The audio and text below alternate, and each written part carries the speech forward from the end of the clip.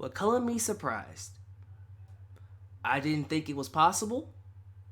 I never thought I would ever feel this way about WWE ever again, at least the main roster.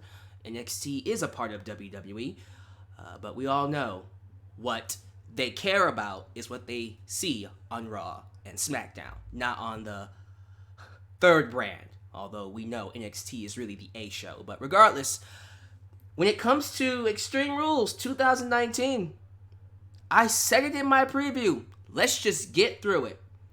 Don't expect anything from this show. Nothing's going to happen. I swear, by the time next week's Raw appears, we won't even remember this show. Let me tell y'all something.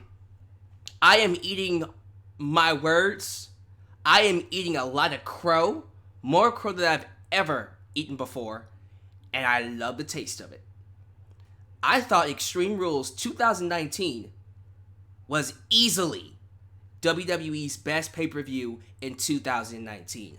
Better than better than Elimination Chamber and Extreme Rules last year. Better than WrestleMania. Better than basically any other WWE main roster pay-per-view this year. I would even say, and I can't believe I'm getting ready to say this, I thought this was better than Fight for the Fallen. I love AEW. I do, and I appreciate that we have an alternative, but for this to be a war, sometimes the other side has to win, and I'm not someone that's on either side. I am a wrestling fan through and through. I thought WWE kicked AEW's ass this weekend. I'm sorry. I know some of you AEW loyal fans want WWE to get their asses handed to them like WCW did for 83 weeks. But it didn't happen tonight. I thought Extreme Rules was a far better pay-per-view than Fight for the Fallen was. And without question, easily the best WWE pay-per-view this year. You know what, I'm gonna say it. Extreme Rules was better than Fight for the Fallen. The war has officially begun. And Aaron Sherwood echoed that sentiment. So, I cannot wait to talk about this show. I am excited. I can't believe I'm saying that. I am actually excited to break down Extreme Rules 2019 for you fans. We are going to talk about the results, my grades, my overall thoughts on the show, all of that in this review, as well as a few WWE topics. So, if you like what I have to say and you want more, do yourself a favor, like the video and subscribe while you're at it. If you want to help expand the brand of your boy, Alyx, man, you can do a couple of things. You can like me on Facebook, follow me on Twitter at AlexManBX1. You can donate using PayPal, Patreon, or Super Chat, as you're seeing right now. Except Brock's champ again, but it won't last. Except Brock's champ again, but it won't last. Yes, the Beast Brock Lesnar has reclaimed his Universal Championship due to a cash-in. We'll talk about that in just a bit, but back to my advertisement. Facebook, Twitter, donate, Patreon, PayPal, or Super Chat, as you've seen with BW Rosa and Aaron Sherwood. You can also email me at justalexsworld@gmail.com, and of course buy yourself a Alyx Man t-shirt today at Pro Wrestling Tees. Quick updates, we have a winner. As you guys see above is a code, a Morse code, and on my preview I asked you guys to email me the answer, and the first person to email me the answer will get to choose what video topic for me to do in August. The winner of this competition is Mr. Shay Holmes, aka Luna Carver, on YouTube. He was the first one to figure it out before everyone else. I had like 100 people, I'm exaggerating, but it felt like 100 people send me the answer. But the answer to the riddle is Bray Wyatt is coming. That is the answer to the Morse code above. Bray Wyatt is coming. Unfortunately, he didn't show up tonight. He's coming either tomorrow or sometime in the future, because I hear he's having a match at SummerSlam. But because Luna Carver figured it out first, he got to choose a topic video that I know you guys will love. So, I want to thank Mr. J Knox for the cover and for the Morse code. Let's see if I can get him to continue this. Maybe he'll do another one for SummerSlam. If so, tune in to my previews to catch them. And the reward, once again, the winner will get to choose a video topic for future months. So there you go. Thank you to everyone who participated. And Luna Carver, congratulations for winning the contest. So, I hope you guys love the video. I hope you guys enjoy yourselves. Let's see who's here. Who is here? Be sure you like the video and subscribe. Help me get to 30,000 subscribers. Let's say hello to the following people. Jay Knox, who made the cover. He's here in the live chat. Say what's up to him. Super Blue, AJ Envoy, Elias Ademi, Ultra Shadow 97, who disagrees with everyone saying this was a great show or even a good show, but to each their own. Ain't nothing wrong with that. Edwin R, Coltrane, excuse me. Oh yeah, Mr. Krabs, Kong Unlimited. I love that name. Chris Topher, Austin. Okay, they're coming in like hotcakes now. Okay, Austin, 25. And then we have a super chat.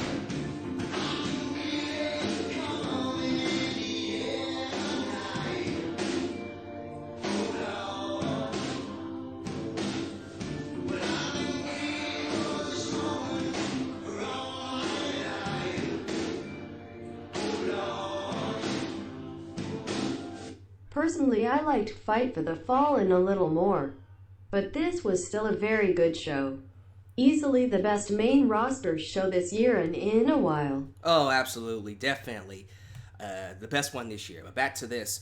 Aaron Thomas, Austin Fan 25, Garrett, is it Parham, James Ace Pro Wrestling, Sheba 3PT, Rachel Buck, Chase Games, King Switchblade, Spinosaurus, Martin Braun, The J Awesome, Adam Ritter, JRBUC 26, Malik Hiltz.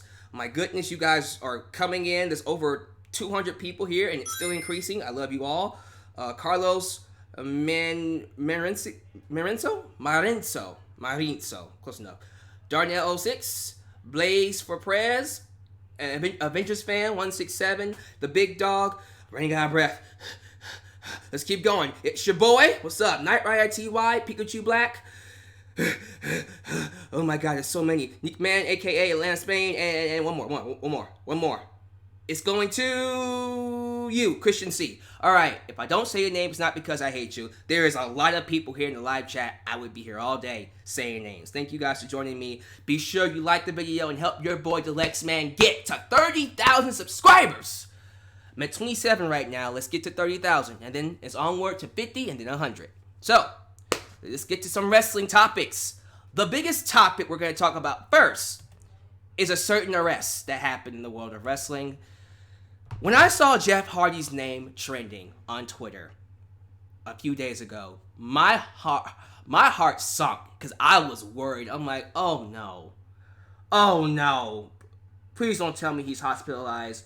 Please don't tell me he overdosed or, he had some kind of a drug, I hate to say it, but drug-related death. And I was relieved, believe it or not, to realize he was just arrested for public intoxication. It's a sad world to live in when Jeff Hardy being arrested for intoxication, public drinking intoxication, is actually a relief and not, something I would be pissed at. Because back in the day, this was like 2010, 2009-ish. I would be pissed. I remember making a video. It was around the time when Jeff Hardy did that incident back in TNA with Sting during that one pay-per-view show. I forgot the name of it. Don't ask. But it was during March where Sting had to pin him, call an audible, pin him real quickly, get the belt off of him because he was pilled up out of his mind. And I remember being so pissed off at that show, I literally just stopped being a fan of his. I stopped being a fan. I remember getting into a fight with my former Four Horsemen co-host, Johnny Nashon, wow, subscribe to them, over putting him in my top 50 greatest of all time. We did a list about that, and I was like, I don't want him on anybody's list. I hated him so much because of his actions and him just basically betraying my trust as a fan that I said, I don't want to be associated with him anymore back in the day. over time, I forgave him, and I grew to fall in love with Jeff Hardy again because I felt like he was learning from his mistake. He was growing to be a better person because he's a father, damn it. He has a family. Now, he had a few hiccups here and there. He got a DUI, I think, last year.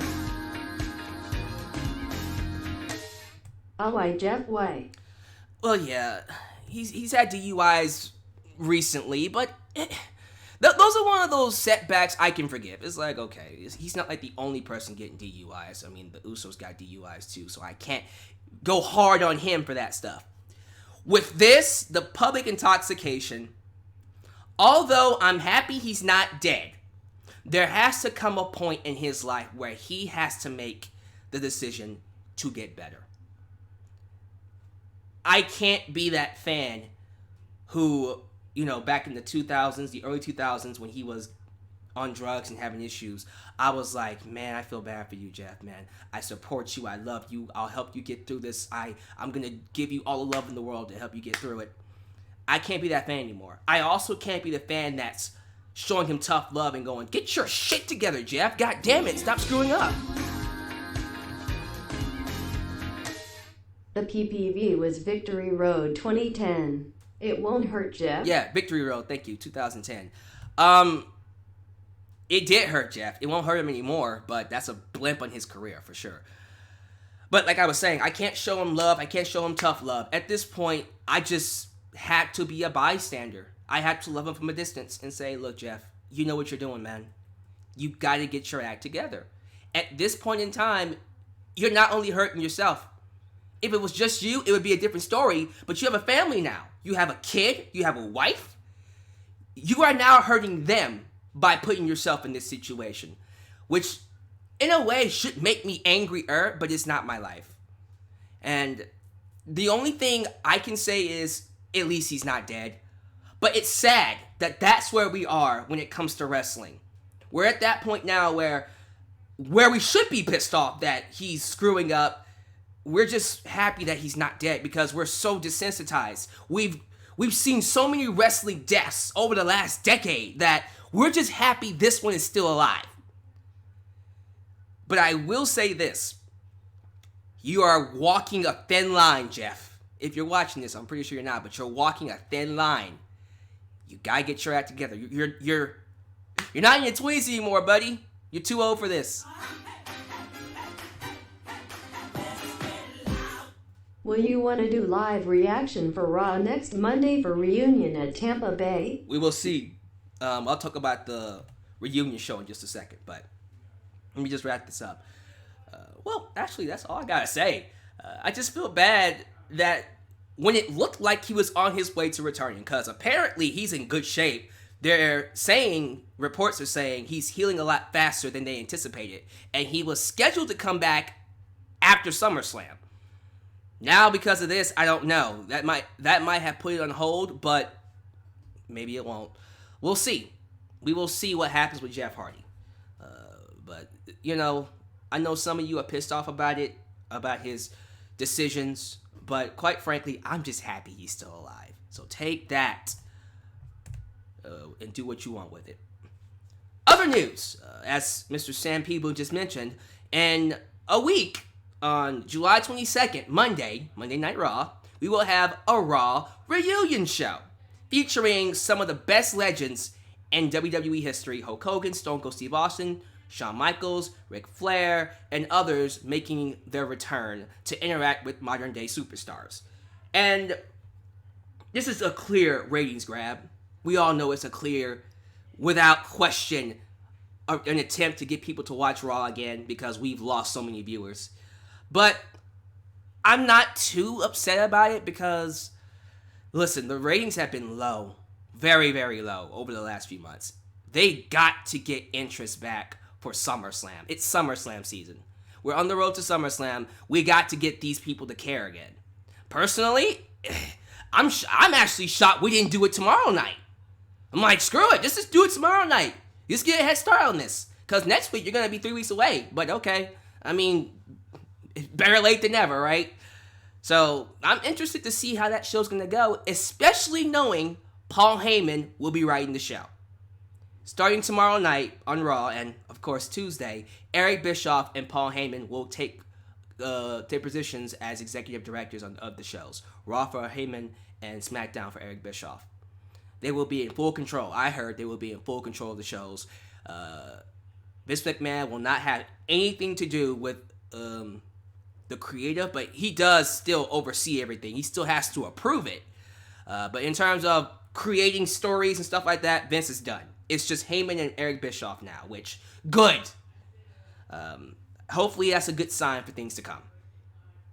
Finally, let's talk about Bayley.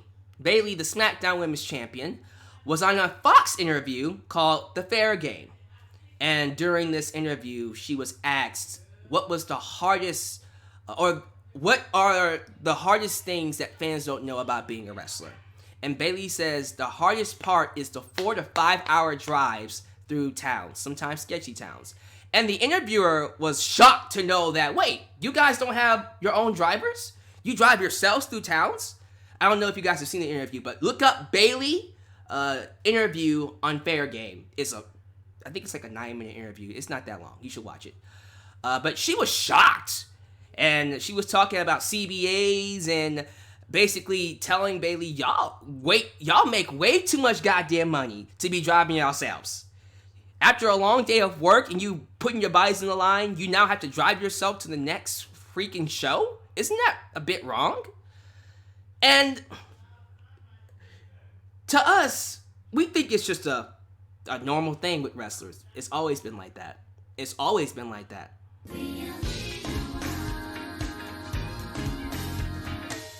I heard it won't really start till after SummerSlam.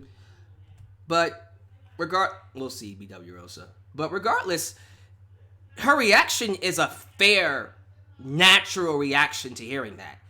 We have to understand that the wrestling bubble that we have all been living in, what we perceive as normal for that world isn't normal for the real world. Superstars, legit Hollywood superstars, they don't drive themselves to, stuff. They get limos, they have their personal drivers because they work hard. And usually, believe it or not, people like Bayley would have her own personal driver. She should. But it's cool to know. It's cool to know that people like whoever her name was in that interview respect her enough to at least let her know that this is bullshit. And you know what? To be fair, Bayley's reaction didn't really help her either, because even she was just like, look, we work around it. It's okay. She didn't know what to say. Bayley was like, okay, look, it's BS, but listen, I'm trying to keep my job. I'm women's champion right now. Don't screw this up for me. But she's right, though. The interviewer was absolutely right. At the very least, these wrestlers getting paid from the looks of it, 300,000, 6 digits a year. The average wrestler makes about 6 digits a year. They can afford planes. We have to get to the planes, but they can afford, some of them can afford their own private jets. But besides that, what's wrong with getting a bus? Let me just put this out there. What is wrong with getting a big bus, maybe 10 buses with the wrestlers, 5-10 buses with the wrestlers, if they want to, can get on the bus and just ride to the next town. We can all leave at the same time. They don't have to drive, worry about running out of gas. You have the money to do it. WWE is a billion-dollar company. They can afford buses. I'm pretty sure there are people in this world that would happily drive those buses with the wrestlers. Why not? Oh, Lord.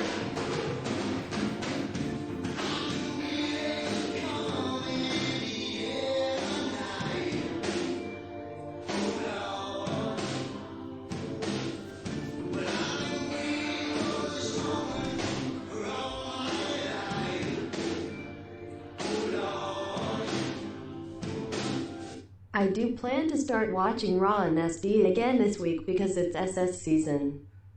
Let's hope Heyman and Bischoff are able to make the show better. I just think here in 2019, the whole old school mentality of the wrestlers driving themselves and all that kind of stuff. They can do it if they want, but they don't really have to do it anymore. So maybe WWE should consider investing in buses. I mean, y'all want to, again, like I said, if the wrestlers want to drive themselves out of respect for the business, go for it. But those who don't want to shouldn't have to. You don't have to worry about wrestlers losing gas in the middle of the night and then being stuck. Or better yet, after a long day of work, they're driving and then they get into a car accident because they're sleepy. That's the worst thing that could happen. What would happen for WWE, to WWE, if one of the wrestlers happens to fall asleep at the wheel because they've had a long night and they end up getting into a car accident because they're constantly on the road 300 days a year with no vacation? Then whose fault is that? It would fall on WWE for the work schedule. It would be the wrestler's fault a little bit too because, they decided to do it. But at the same time, the work schedule for WWE is ridiculous. You could at least give them some slack. So I would really suggest buses for the wrestlers. That's all I'm going to say. A tour bus would be great. Like rock bands have tour buses. But anyways, let's go ahead and get to the show. Let's go ahead and get to Extreme Rules. Those are all the topics. Let's move on to the actual show. Like I said before, I thought the show was great from top to bottom. One of the things I do want to start off with, though, is the pre-show. On the pre-show, it was announced that Finn Balor would be defending his Intercontinental Championship against Shinsuke Nakamura. I was one of the people that felt this was a slap in the face to not only Finn Balor, but the legacy of the Intercontinental Championship. One of the most prestigious championship belts in WWE history. This championship belt, those of you who don't know your history, main evented SummerSlam not once but twice. It main evented plenty of shows. Wasn't the IC Championship the main event of last year's Extreme Rules? Just saying. So, when you look at the history of this championship, to see it on the pre-show, I think is an insult. You would never see the Universal Championship in the pre-show. You would never see the WWE Championship in the pre-show. Tag Team Championship, I don't like that either, but whatever. US Championship is not really a WWE Championship belt. It's a WCW belt, really. But still, it's bad, but whatever. Cruiserweight Championship is really annoying because it's like, these are some of the best matches you've seen all night, and that's on the kickoff? Okay. But you can somewhat understand those. I don't understand the IC Championship, so I voiced my opinion. Well, a certain wrestler decided to respond, Tyler Breeze. And we actually had a back and forth, a short back and forth, we have a back and forth on Twitter about the placement of the IC Championship. I'm going to read that to you right now, because Tyler Breeze was actually defending the belt being on the pre-show. And in his tweet, he responded saying that the two most important, and I'll show you the tweet when I find it, the two most important spots on the show is the first spot and the last spot, the opener and the closer. The thing is, the pre-show is not necessarily the opener. You know what I mean? It's the show before the show. So it really isn't the opener, per se. But, we're all saying that it's disrespectful for the championship. But he says, and I can show you the tweet real quick. Hold on. Maybe it will show. Let me see. Maybe I'm closing a little bit. All right, come on. Focus. There it is. He says, disrespected by being featured on a show? How about the guys who don't work pre-show or would love, I'm gonna just read it, I love to be on the pre-show? Are they disrespected too? If everyone is respected, 6-hour show. Too long according to most. And he's basically saying, look, at least they're on the show, right? And, not saying he made a bad argument, but then I responded saying, but when you consider the fact the IC Championship once made it at SummerSlam, it's a bit of a downgrade. I believe all titles should be on the main show. Well, he responded to me saying the following. Again, let's get that zoom in. This is the actual response to your boy Deluxe Man. See, there I am. And that's Tyler Breeze responding, saying, so, Universal title, WWE title, 2 tag titles, women's tag titles, 2 women's titles, IC title, Cruiserweight title should all be on the pay-per-view. Seems a tad bit excessive. Yeah, Tyler, that's the point. The whole point of all of this is that there are too many goddamn titles to begin with. No one told WWE to make 10,000 titles. There shouldn't even be this many titles to begin with. How many titles did he just name? Universal, WWE, Tag Team, two of them.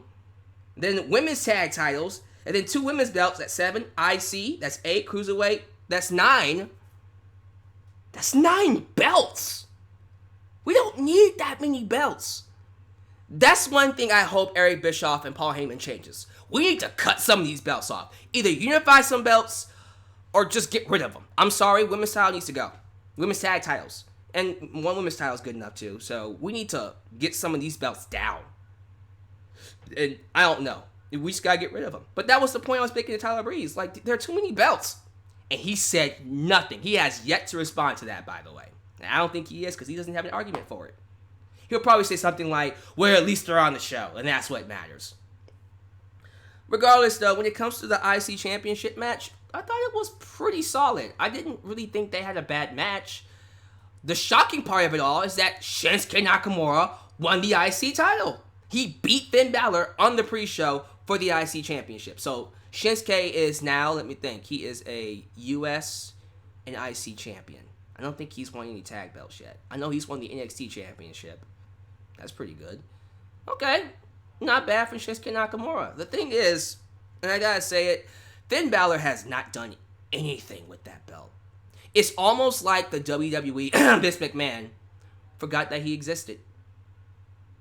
They at least recognize Nakamura. They know about Nakamura because we don't let them forget about Nakamura. But it's sad that Finn Balor has fallen so far off the radar, being a Universal Champion, an IC Champion, someone that's won a ton of championship belts. He's not just some ham and egger. The problem with Finn is he just doesn't have appeal outside of the Demon, and I hate saying that. I hate saying that this guy, the only drawing aspect to him is the Demon, and we don't see that a lot. We only see it if once a year. That's not good. So something needs to change with Finn. Otherwise, he's going to fall into obscurity. Not saying Nakamura will be any better. It's not like he gets a lot of TV time either, but listen, I'm sorry, but I didn't think Finn was doing much with that belt, so I'm not necessarily upset that he lost the championship. Just being honest. So, moving on to the next pre-show match, kickoff match. Cruiserweight Championship. We got the Dark Professor of Sports Entertainment. Whatever. Drew Gulak. That's actually not a bad name. Okay, I'll let that slide. I actually kind of like the ring to that. I just prefer Dark Professor of Wrestling, or something like that. But he took on Tony Nese. Shinsuke is now a 6-time IC champ, IWGP, WWE. That's true. He's quite the IC champ, that's for sure. But anyways, Drew Gulak took on Tony Nese in what I thought was a really strong, really good cruiserweight match on the show. Lots of very unorthodox spots, a great mixture of technical wrestling, brawling, and high flying. I thought these two actually showed they have really good chemistry with each other. Easily one of Tony Nese's best matches, if not his best match. And I personally adore what they're doing with Drew Gulak as the Cruiserweight Champion. I love this dark turn in his character. I like that he's gotten away from the political science gimmick that he's been doing with the PowerPoints. I'm pretty sure he'll still do it, but it's clear he's a lot more serious, and they justified that with a championship victory. Awesome. This is Triple H's show, so that makes a lot of sense. It's just, to me, when it comes to that Cruiserweight title, I don't really think Tony Nese did much with it. So I'm actually kind of happy we gave it to someone like Drew Gulak. We just need to give him an opponent for SummerSlam. And I think the best opponent for Drew Gulak at this point in time has got to be Chad Gable. If you want 205 Live to even have a chance of stealing the show at SummerSlam, the opponent for Drew Gulak needs to be Chad Gable. Because that alone would create what I think would be one of the best SummerSlam matches possibly in a long time. A technical masterpiece. Drew Gulak versus Chad Gable. Give it to me. Give it to me. Matter of fact, I might start a hashtag. Hashtag Gable versus Gulak. SummerSlam 2019. I want it. I want it. So, let's get to it. I want it. So that was the kickoff. Not bad, huh? Not a bad kickoff. And then we get to the main show. We opened up the main show, to my surprise, with what I thought was going to be the main event. And quite frankly, probably should have been, because this was great. The no-holds-barred tag match featuring Shane McMahon, the best in the world, and Drew McIntyre taking on Roman Reigns, Caught That Fist Man, and The Undertaker. I went into this match scared out of my mind, praying to God, Taker, don't hurt yourself. Don't do anything crazy. It's not like we haven't forgotten. Drew Gulak the GOAT. I agree. It's not like we haven't forgotten what happened at the Super Showdown show with Goldberg. And I know the only reason why you're here is to take the taste out of our mouths for how bad that match was.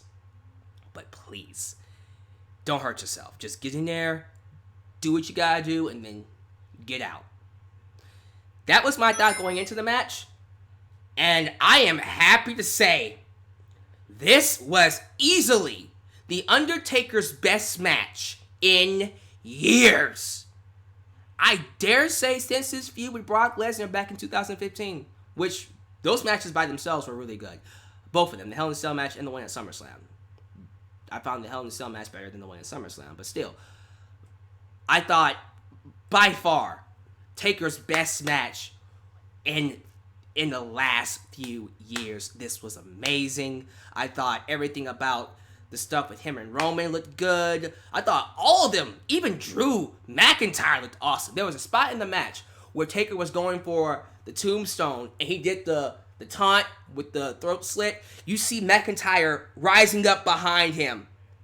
And I looked at that screen like, yo, that was a great visual. That was an awesome visual, man. Lots of great spots. Shane did his thing, the crazy flying elbow of faith or something like that. The leap of faith, that's what it's called. Elbow of faith. And then coast to coast. Did all those moves, looked great doing it. Even Mott Taker's throat slit before he did the coast to coast. Roman looked good in the match.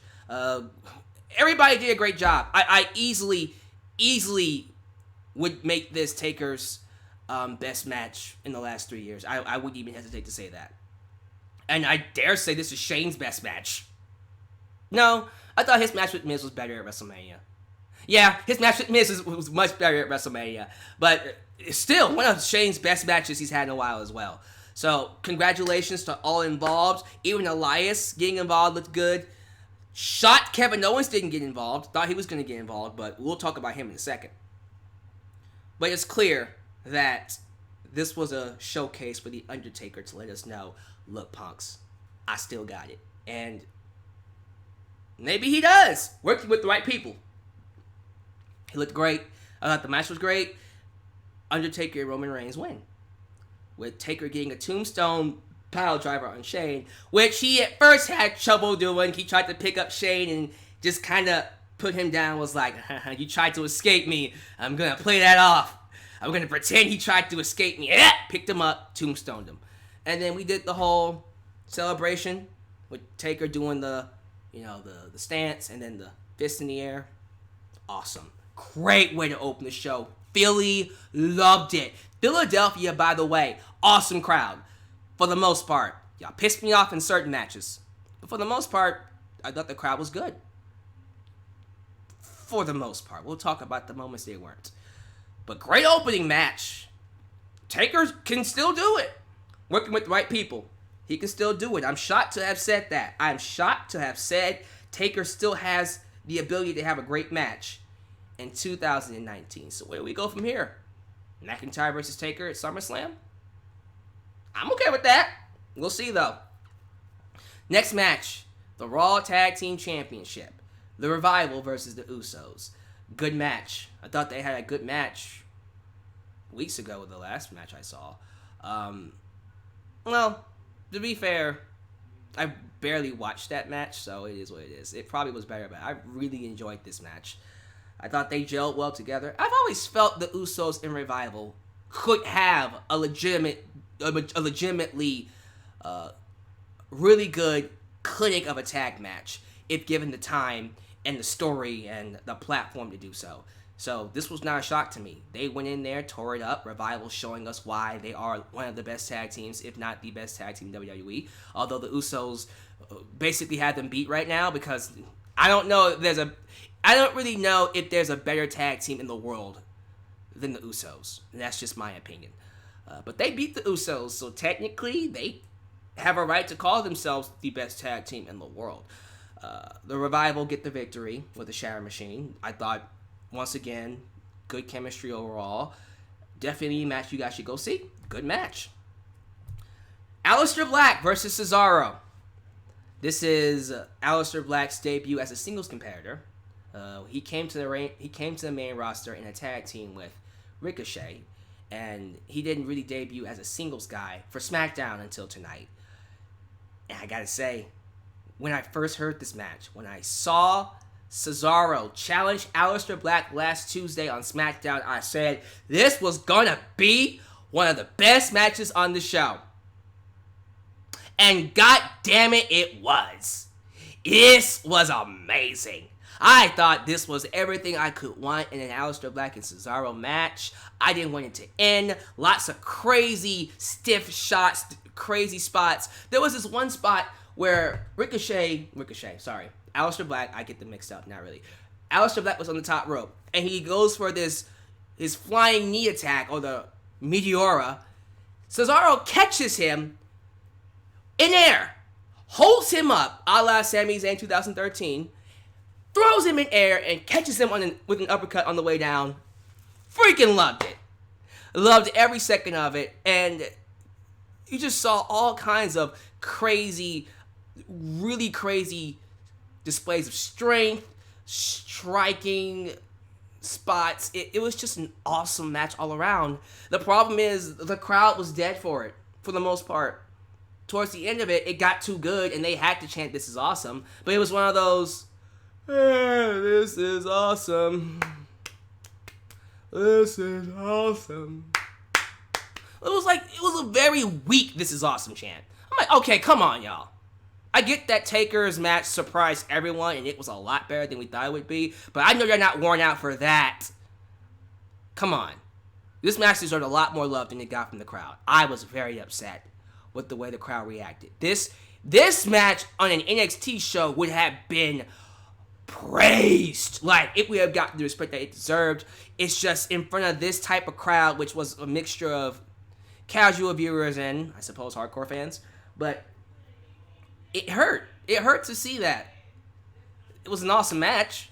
Aleister Black won with the Black Mass, and I thought that was the right thing to do. I just hate the fact that this didn't get a lot of love. And it should have. These two are way too good to have people sitting on their hands. And that's just my opinion about it. We have a backstage segment featuring R-Truth and Carmella looking for the 24/7 championship, which is being held by Drake Maverick and his lovely wife, Renee Michelle. I hope he's consummating that marriage all day, every day, if you know what I mean. But he wasn't here tonight. So they run into Bliss and Nikki Cross, who are coming out of the women's restroom. I think, yeah, the women's restroom. And he's, getting in Becky Lynch's ear. Bliss's ear. My goodness. And then he asked her, "Have you seen Hornswoggle?" Because he's short. And she's like, "Yeah, he's in the second stall." Ew. Now, he actually was going to go in there, and then Carmella stopped him, and they go to the next room. But Bliss sees Nikki Cross, gives her a present, and she's all like, thank you for helping me get this match. And it was a Bliss shirt, an Alexa Bliss shirt. Okay, cool. And then that's when we see the Street Profits. The Street Profits! Angelo Dawkins and Montez Ford walk into the scene. Still your NXT Tag Team Champs. With all the charisma in the world, they are spitting game. They spitting that game like fire. Fire. Sorry. They spitting that game. They were trying to get them numbers, if you know what I mean. And they turned them down. I was like, how you gonna turn down the Street Profits? They were hilarious. I thought Montez Ford especially was crazy funny in this segment. Street Profits, their money, man. Their money. Again, NXT talent under the right hands are money. And I'm excited to see what Paul Heyman can do with them. Next match on the show is the 2-on-1 handicap match for the SmackDown Women's Championship, featuring the two women we talked about, Alexa Bliss and Nikki Cross, taking on Bayley. And a match that I didn't give a damn about. Let me tell y'all something. I didn't give a damn. My cup of give up was empty when it came to the SmackDown Women's Championship, because I'm sick and tired of Bayley fighting Raw women. You have a full roster of SmackDown women, and she's over here fighting not one, but two Raw women. Why? Why? So I didn't care. But I liked the match, believe it or not. I thought Bayley looked amazing. I don't think she looked this good ever on the main roster. On NXT, absolutely, she looked a lot better. She looked 10 times better. But on the main roster, she's always looked weak. She's always looked like a buffoon, not someone I'd take seriously. She looked really good in this match. Really good. There was a spot in the match, she did a double submission. It was an Indian deathlock on Nikki Cross while doing the bake statement, or the crossface, on Alexa Bliss. It looked awesome. Now, Bayley does get the victory with the elbow drop on Nikki Cross. The Macho Man Randy Savage. Ooh, yeah, dig it! Elbow drop. And then walks away the champion. So she retains. I predicted Sasha Banks would return and turn heel on her. No Sasha Banks. I guess she is staying away. She really wants to be done. Maybe she'll return this week. We'll see. But I thought this was the perfect moment for her to return. If she doesn't return tonight, when is she returning? I don't know. We'll see. If she ever returns. I heard that she dyed her hair back to purple. So it's looking like she is coming back. Anyways, moving on. Last man standing. Braun Strowman versus Bobby Lashley. This was amazing.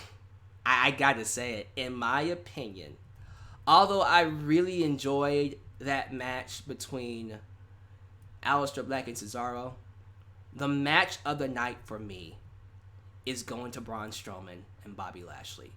This was an awesome last man standing match.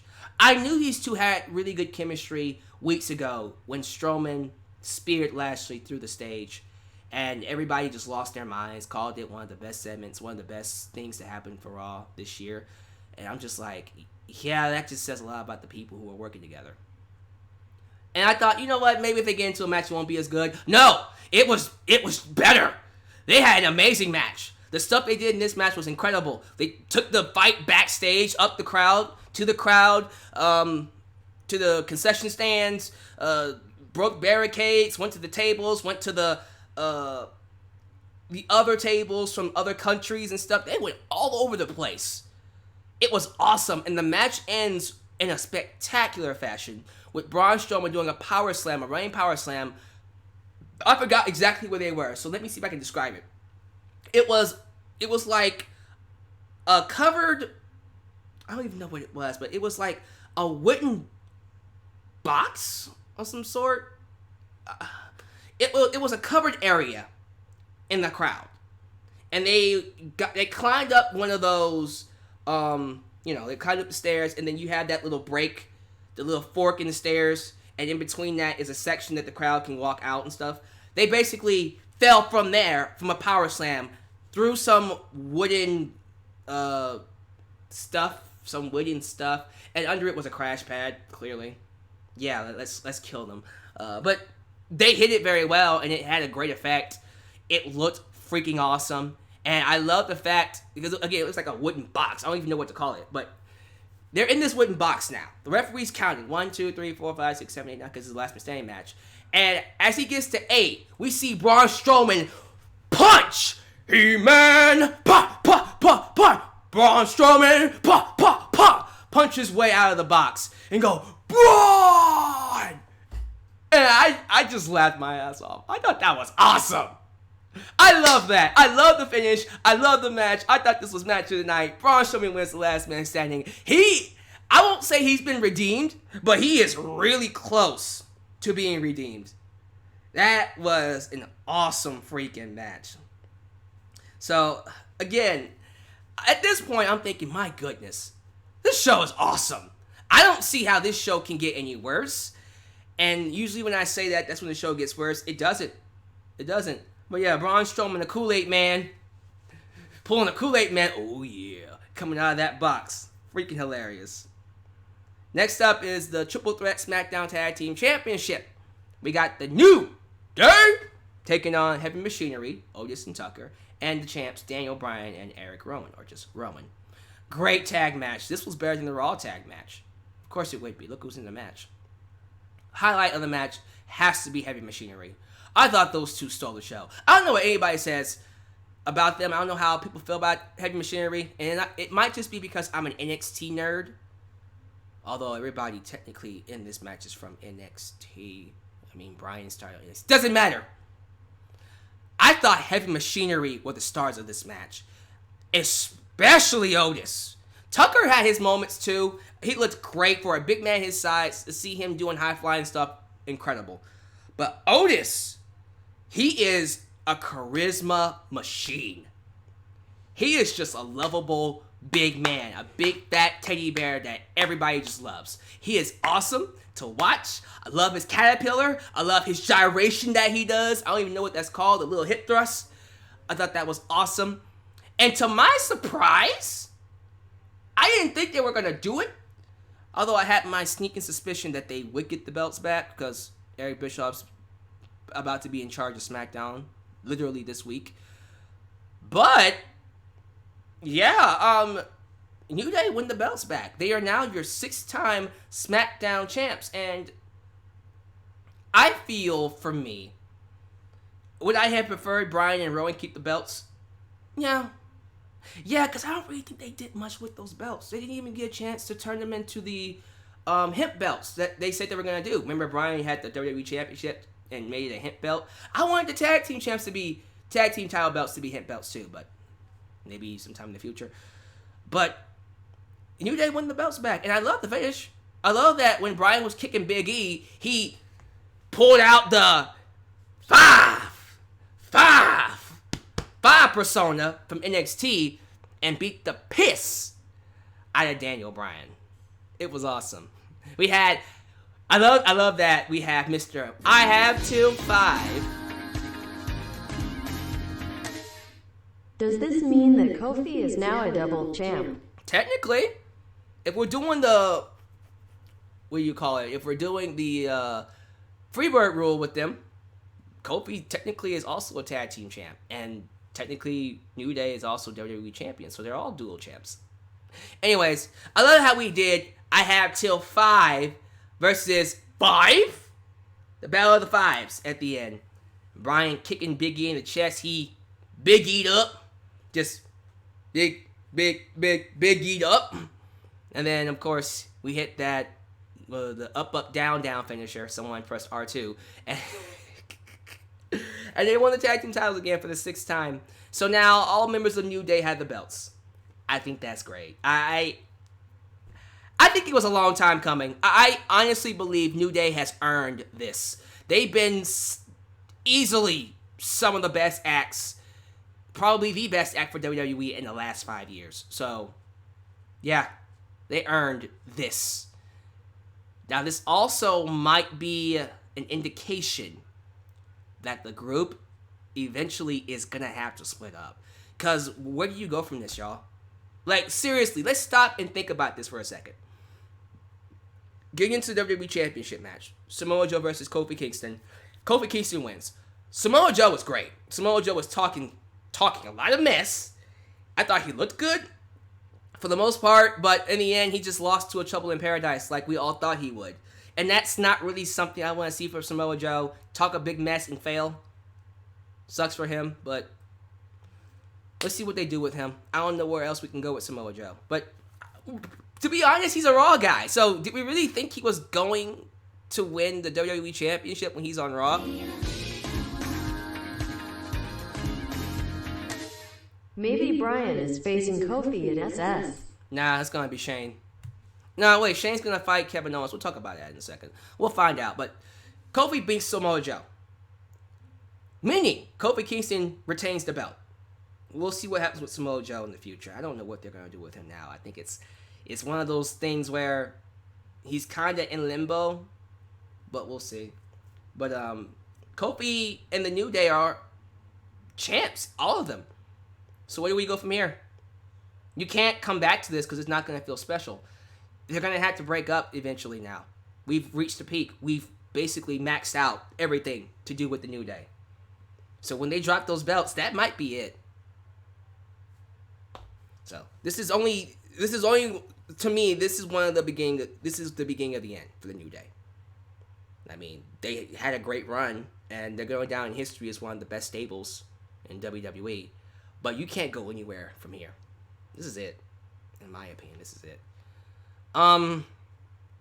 So yeah, moving on to the U.S. Championship, the United States Championship. I love how the United States Championship got the main card, but the IC Championship didn't. And where the hell are the women's tag team titles? Oh wait, they were on that WWE Watch Along thing, the live reaction they had on Twitter and YouTube. They don't give a damn about those women's tag team titles. Why do we even have them? But the U.S. Championship was Ricochet versus AJ Styles, and I gotta say it, man. AJ Styles as a heel, I just think it's better than him as a babyface. I just prefer him more as a heel. In WWE, at least. There's something about him as a heel that just makes him a lot more awesome than how he was as a babyface. As a babyface, not saying he was bad, it was just not popping. Wasn't really catching my interest. But as a heel, natural charisma. There's something about him as a badass heel that just makes me want to see more of him. And it really helped this match. I thought it was a really good match with Ricochet. Ricochet looked great. But AJ Styles, being the heel that he is, got his buddies, got Luke Gallows and Carl Anderson to help him out, and win the United States Championship. I say retain because he's like a 3-time U.S. champion now, and it's kind of like one of those belts he always seems to win when he loses the WWE Championship or doesn't win the top title.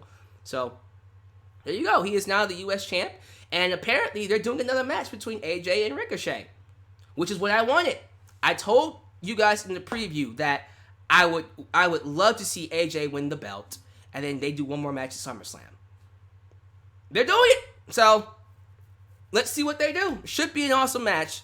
I like that we're now getting some heat behind Ricochet and AJ. And with Paul Heyman writing Raw, I see it being some legit, really strong heat. So let's see what happens going forward with that feud. Backing up a little bit, let's talk about Paul Heyman. So Paul Heyman came out, I think it was after the New Day won the tag team titles, actually. Yeah, Paul Heyman came out, and he makes his entrance to a huge pop in the city known for ECW, Extreme Championship Wrestling. He calls himself Philadelphia Incarnate, and the very concept of Extreme. He gives everyone a spoiler that his client, Brock Lesnar, will cash in his Money in the Bank contract later tonight, either on Kofi Kingston or Seth Rollins. He then told the fans, I have to be a stupid son of a bitch to tell this to people in advance. So he is either telling them the truth or he's just being Paul Heyman. And I'm thinking to myself, oh, let me guess, he's not here. He was being Paul Heyman, all right. So the next match is Kevin Owens versus Dolph Ziggler. And Kevin Owens beats Dolph Ziggler, a former world champion, in 10 seconds with a stunner. Because that's how much Dolph Ziggler matters to WWE right now. he loses in 10 seconds to a stunner. Which is what it is. I don't really have anything to say about Dolph Ziggler anymore. I don't feel anything for him. I don't feel anything for him anymore. His time is gone. His time has come and gone. Thank you for everything, Dolph, but there's nothing else to do with you here. But Kevin Owens, oh, he's on the up and up. He is about to explode. Because after this match, Kevin Owens grabs a microphone and continues his tirade against Shane McMahon and WWE. He says he speaks for everyone when he says Shane McMahon can kiss his ass and go straight to hell when he calls himself the best in the world. And now his goal is to end Shane McMahon being called the best in the world. Setting up their match at SummerSlam. They haven't officially set it up yet, but we all know where this is going. Kevin Owens versus Shane McMahon, SummerSlam, where I'm assuming that will be Shane's last match for the time being. He's going to be written off TV. Sounds good to me. That should be a good match to see. Let's see. I think the only thing left to talk about is the United States Championship. The Universal Championship match, right? I think so. Yeah, I don't think there's anything else to really get to. Yeah, let's get to it. So the main event was the winners take all Extreme Rules. Ironically enough, that was Ziggler's best match, lol. That was his best match this year, wasn't it? Sadly. Because the rest of his matches have been boring. But the main event of the show was the winners take all Extreme Rules tag match, featuring Lacey Evans and Baron Corbin versus Becky Lynch, the women's champ, and Seth Rollins, the man's man. Ko should be the next face WWE champion. Actually, if Shane does win the belt, yes, I want to see Kevin Owens take the belt off of him. But we'll see. What was I doing? Oh, yeah. Becky, the women's champ, and the man's man. He's got his man card taken by Vincent K. McMahon. Come on, say it with me one more time. Now he's the man, the man's man. Oh, he's got his man card taken by Vincent K. A man.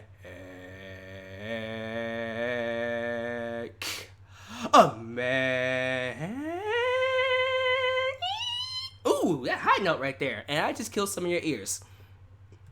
Sorry about that. The point is, Seth Rollins and Becky Lynch took on Lacey Evans, who, by the way, flashed her ass in front of a camera. That woman straight up took off her skirt and pulled a Stacy Keibler and put her butt cheeks in the camera. She had all of us going, God bless America. You know, Vince McMahon backstage was going, my goodness, this is why I love them blonde hair, blue eye, apple pie. America!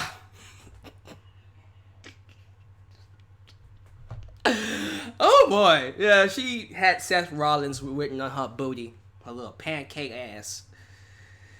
But there were a lot of boys talking about God bless America.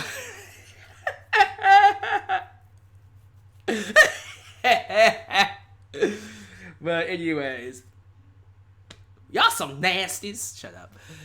Becky Lynch, Seth Rollins took on Lacey Evans and Baron Corbin. And what I thought was a better match than it had every right to be. Dare I say it was Baron Corbin's best match this year? I think it was. It wasn't even all that great. It was solid. But it was his best match this year. So those two, you know, a lot of the stuff that they did in this match is stuff we've seen before.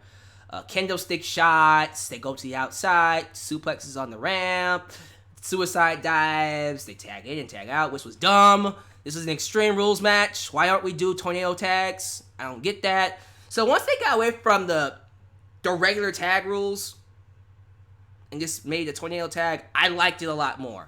Because then it became what I wanted it to be, a free-for-all brawl. And there was a couple of spots in there that I really liked. One in particular was a table spot where Lacey and Corbin were on different tables. Lacey was on this table and Corbin was on a table further behind her.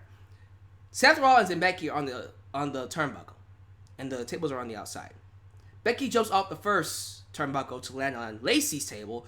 Rollins jumps over the two, both Becky and Lacey, to splash Corbin on the table behind them. And I thought that was a great spot. One of my favorite spots of the night, and I can't believe I'm saying this, and I usually don't give Baron Corbin credit, but one of my favorite spots of the night was seeing Baron Corbin give Becky Lynch the end of days. Just straight up, come here, bitch. I was like, oh my God. He actually just hit that on her. And then that man was all like, you did this, Seth. I'm like, see, Corbin? That's how you get heat. That's what you gotta do, man. He had no sympathy for her. That man was just like, yeah, that's right. That's right. I'm a woman beater. Equality. He hit her with that end of days, and I think he enjoyed it a little too much. I was like, bruh, you some evil bastards, man. Rollins lost his shit. He snaps, gets candlesticks and steel chairs. I was shocked Corbin hit the end of days on Becky. Yeah, for real. It came out of nowhere, but it was interesting, that's for sure. But man, that man took Becky, and when he hit that end of days, Seth Rollins just went Dr. Jekyll, Mr. Hyde on his ass with Mr. Hyde and just completely obliterated Corbin with chair shots and candlesticks, and then hit 3, not 1, not 2, but 3 curb stomps and beats him 1, 2, 3.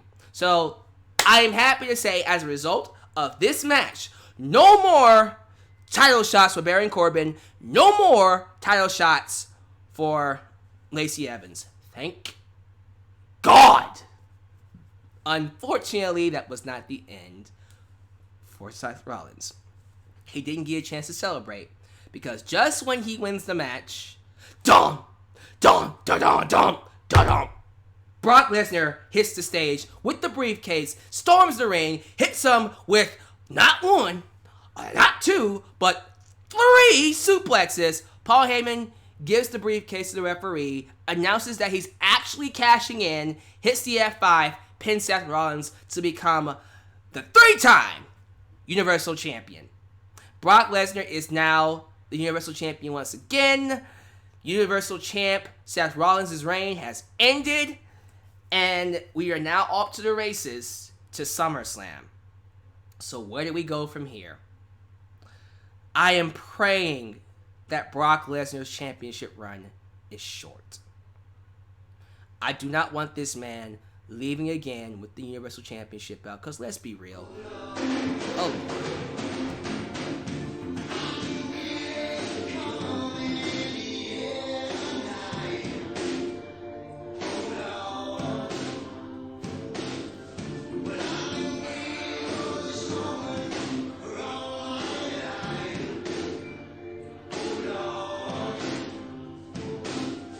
I'm okay with Brock winning the belt again as long as he drops the belt to either Seth or Bray at SummerSlam. Spinosaurus, you took the words right out of my mouth.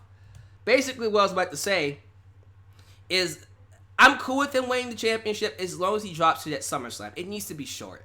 And honestly, if it was up to me, what a way to debut Bray Wyatt than to have him beat Brock Lesnar for that Universal Championship. I love Seth. I had no issues with Seth, but I'm sorry, buddy. I'm sorry. I don't want to see you fight Brock Lesnar again at SummerSlam. I want to see Bray Wyatt return as the Fiend and annihilate Brock Lesnar to be the Universal Champion. And then Brock can go to SmackDown to beat Kofi Kingston. I want Bray Wyatt to take his place on top of the world, at least for Raw, and be Universal Champion. Wouldn't that be an awesome freaking debut? That's what I want. Bray Wyatt is coming. You want him to come and make a name for himself? Have him debut and win the Universal Championship. And hold that thing all the way to WrestleMania. Because whoever beats Bray Wyatt is going to be a monster. He's going to be made. But it's time we focus the show around Bray. I just think Bray's the best thing about this show right now. And he should be treated like such. That's just my opinion. That's what I would do. I would bring him in and have him beat Brock Lesnar. Instead of doing Rollins and Lesnar again. I don't want to see that match again. I don't. I'm sorry. Rollins, dude, you had a good run. But you cracked under the pressure. You pulled an Eddie Guerrero. I gotta be real with you. Rollins was cracking under the pressure, man. He was not doing very well. And I think it's okay. Not everyone is meant to handle the top spot. I don't think Rollins is ready for the top spot. I think Bray Wyatt has been ready for the top spot. And this will be a great way to establish him. So what I would do tomorrow night on Raw, I would have a number one contendership match between Bray Wyatt, Seth Rollins, and Bray beats Seth. Or we do Rollins versus Brock Lesnar tomorrow night on Raw, and Rollins loses, and then we have Bray come out and say he's coming after Lesnar for the championship at SummerSlam. And if you do it that way, whatever way you want to do it, I think we will have easily one of the best Universal title matches to ever take place. I just think for me, this title has been lacking interesting stories, interesting feuds. And if you ever want to see me give a shit about this title, we need to start putting Lesnar or whoever the champ is against people we want to see get that title. I want to see Bray Wyatt be successful. I want to see him win that championship. I want to see it. So that's what I would do. But knowing WWE, we're going to do Lesnar and Rollins again. Which is like, okay, sure. But, for real, I want to see Bray versus Lesnar, man. Or maybe we do a triple threat. Maybe we do Strowman. Have Strowman fight Bray at WM36. What I was getting ready to say is, well, yeah. Maybe we do Strowman, Bray, Rollins, and Lesnar. Have Bray win the championship. Have it hold it for a long time. And then have Braun Strowman beat him for the championship at WrestleMania next year. So many things we can do. But for me, that's the direction I would go in. And if you do that, I'm all in for SummerSlam. Oh, Lord.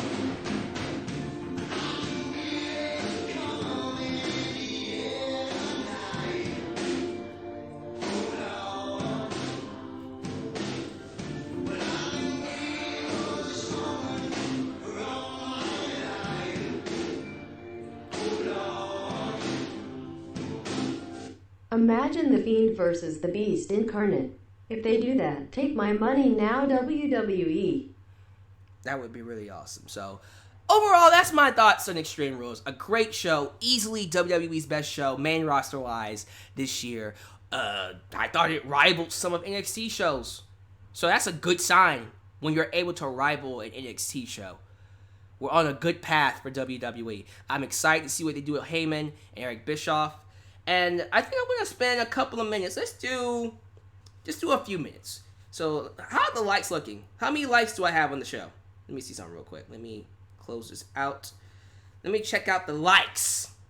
The likes we got here. I want to actually see how many likes I have on the YouTube page. Let me see here. Let me open it up. Thank you guys for joining me, by the way. I hope you guys are having a good time. Subscribe if you have not. We have, it says here, 97 likes. Okay. If we get to, let's do 200. I want to do 200 likes. Can we get this video to 200 likes? I think we can do that. 97 is not bad. 97 is not bad, but I think we can do 200. We're at 100. All right. So I'm going to stay up here for a little bit to talk to you guys, to see what you guys got going on in the live chat. What y'all talking about? Mr. Black Thunder says, how did Seth crack under the pressure? So, those of you who don't know, Seth has actually gotten himself in trouble with the wrestling audience or the wrestling news weeks ago by basically saying WWE is the best company in the world, better than any other company in existence. And when he had people like Will Ospreay and others challenge him for it, he basically said, well, I make more money than you, so meh. And he just came across as a corporate puppet. And then he basically ran down...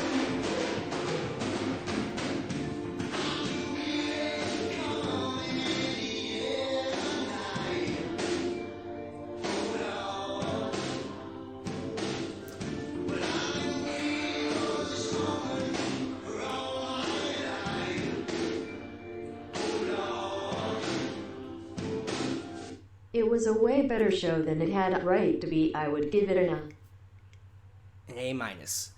It was good. But Rollins even ran down Dean Ambrose, John Moxley, his best friend, for leaving the company, saying he took his ball and went home, and he wants to whine and complain about the hard schedule and stuff like that. When, it was one of those things where it was like, motherfucker, you're protected. You're Triple H's boy. So, of course, you have it easier than he did. Nobody in the higher-ups really thought Ambrose was anything. He had to work harder than you and Reigns to get to where he ever was. So he came out looking pretty bad.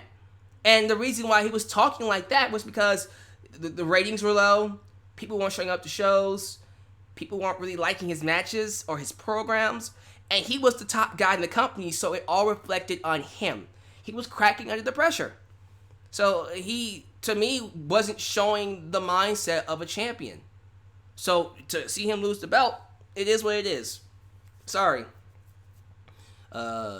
Dante Hart says he would like to see AJ versus Ray versus Ricochet. Triple threat at SummerSlam? I wouldn't be upset about that. Let's see here. Martin Braun. Great choice. It would be a good match and easy storytelling. Oh, okay. So Bray basically winning the title from Brock Lesnar. Yeah, I kind of agree with that. I'm not mad at that at all. Let's see here. How do I feel about Bayley versus Ember Moon? That match hasn't happened yet, has it? Okay. But we all know who Bayley's going to fight. If it's not Sasha Banks, it's Charlotte. Because it's Charlotte. And that's how it is. I'm sorry, but that's how it's going to be. Especially with Eric Bischoff. You know damn well, when Eric Bischoff shows up, he is going to be like, yeah, Bayley? Oh, I don't think he's going to like Bayley. Matter of fact, he might get the championship off of her this Tuesday and put it on Charlotte. Watch him do that. Let's see here. How many likes are we at now? We're doing good. We're doing pretty good on likes, actually. Do I think Shane and Kofi is having a match at SummerSlam? No, I think Shane's going to fight Kevin Owens. I don't know who Kofi's going to fight, really. It's a good question. Who is Kofi going to fight? How do I feel about Shinsuke versus Aleister Black for the IC Championship? Ooh! Ooh! Yeah! Yes! Yeah! Okay! I like it. I do. I'm not joking. I like that match. That should happen. SummerSlam, let's go. We definitely should do that. Let's see here. What if Brock Lesnar doesn't lose the title at SummerSlam and he holds it for 500 days? And then that's when AEW comes in and All Out and puts them in their place. Right now, WWE has it going for them. Don't ruin it by giving the belt back to Brock and have him go away for 500 days. We're at 129 likes. Oh, shoot. Let's keep going. Thank you. Let's keep going until we get to 200. Nathaniel Luigi. I actually would like Samoa Joe to fight Kofi Kingston again at SummerSlam. To get a rematch. But he's on Raw. I'll tell you what. If Samoa Joe fights Kofi Kingston again at SummerSlam, he should win the championship there. If Samoa Joe gets a rematch against Kofi, he better win the championship. As in, you better not fail. Otherwise, you are definitely dead weight at that point. Finn Balor without the demon is boring and has no charisma. Yeah, I agree. Malik Hiltz, I agree. Jacob Corona basically said Brock Lesnar will hold the belt for 200 years. 2 years, I'm joking. He said 2 years. How do I feel about Ali versus Cesaro? We can do better than that. Not a bad match, though. And let's see here. I want The Rock to have one more match. One more match! One more match! One more match! We'll find out. I don't even think he's coming back anytime soon. Let's see here. Corey Payne. Charlotte will become a 10-time champ between now and SummerSlam. Yeah. Sorry, Barry, but you know when Charlotte, when she walks in that office with Eric Bischoff, she gonna be like, do you see this? Do you see my card? Do you see my eyes? Blonde hair, blue eyes. Here's the apple pie. Take it. America, give me the championship. You know she gonna get it. You know she gonna get it. Unfortunately. It's just how it works. Do I see John Cena appearing at SummerSlam? Is it too late to ask for John Cena versus Samoa Joe? Is it too late for it? Because that's what I want to see. I want to see John Cena versus Samoa Joe. If Joe isn't fighting Kofi Kingston, he needs to fight John Cena. For real, for real. Who do I think Orton's fighting? I think Orton's going to fight Aleister Black. Honestly. Although I really do want to see Nakamura versus Aleister Black. Oh, man. Which one do we do? Don't we just say... Let's just say Nakamura and Black for Night of Champions. Yeah, let's say it for Night of Champions. Then we'll do Orton and Black at SummerSlam. There you go. Yes. As a matter of fact, Alyx, whatever, Mr. Anoa'i, basically says we should do Mustafa Ali versus Shinsuke Nakamura. Done. Love that idea. Nakamura retains, and then we do Nakamura versus Aleister Black at Night of Champions. Good idea. You brilliant man, you. Or Murphy versus Nakamura. That works too. I'm okay with either one of those, really. What will happen with Roman Reigns? I have no idea. That's a good question. What are we going to do with Roman? What are we doing? What the hell are we doing with Roman? What if he fights Kofi Kingston? Ooh. Remember when I said Eric Bischoff wants to turn Roman Reigns heel?